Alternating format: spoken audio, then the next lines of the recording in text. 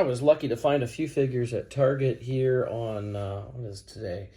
March 18th. So a little bit early. And so I thought I'd go through these one by one so you see these in individual reviews.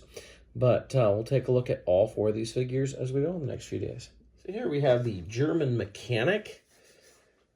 And I can actually compare him to the original. I do have an original figure right here. And you can see the differences. So they both show the action feature. On the new one, it doesn't have any words. On the old one, it actually says, quick action arm for realistic play. The original has the posable, movable, blah, blah, blah. This does not.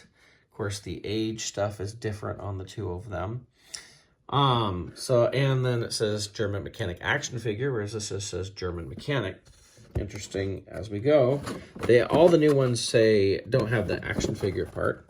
And of course on the back, our German mechanic here, he has all the figures that were out, play sets and all that sort of thing. Whereas here just shows the 5 figures and our requisite legal information. Oh, new exciting. Okay, so let's go ahead and open up the new one. I'll make sure not to open up the old one. All right, so here is our German mechanic, and he has his, what do they call it, punching action? What does it say on the original? Quick action arm for realistic play.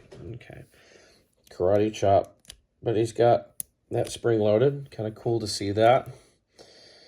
If we compare him now, again, I've had my figure, and it came used when I first got it back in the 90s, but it's been in my display since then. But you can see subtle differences. The newer one seems to have brown mustache and eyes, whereas the original had black. The new one seems a little more tan. Makes sense, he's out in the sun, right? We can see there in the back, they really use that mold well. Now, the fun thing was, on this new guy, is I finally have his wrench. I never had his wrench before. Show this where we can see it. And I actually thought I lost it. Like I was trying to pop it out of the plastic, and I thought it fell on me. It turned out it was still in the plastic. But he can now hold his wrench. So he finally has an accessory. It's pretty cool. So, pretty nice to update these figures.